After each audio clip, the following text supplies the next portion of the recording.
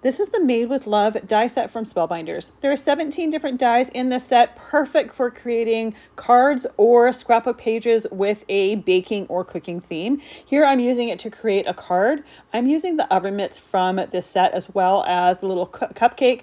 I think these sets are just so fun to create with and play with. This is part of the Make It and Bake It collection, and there are a bunch of other die sets that work really well together with this as well.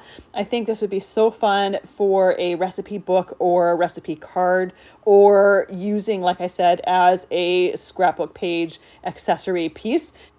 The pieces are so easy to layer together, and you can really have fun with your color palette. I love the little detail of the crisscross on those oven mitts. It adds a little bit of visual dimension to it. When I'm done assembling my cards, I always love to add either stickles or glossy accents or both to add that extra little bit of texture to them.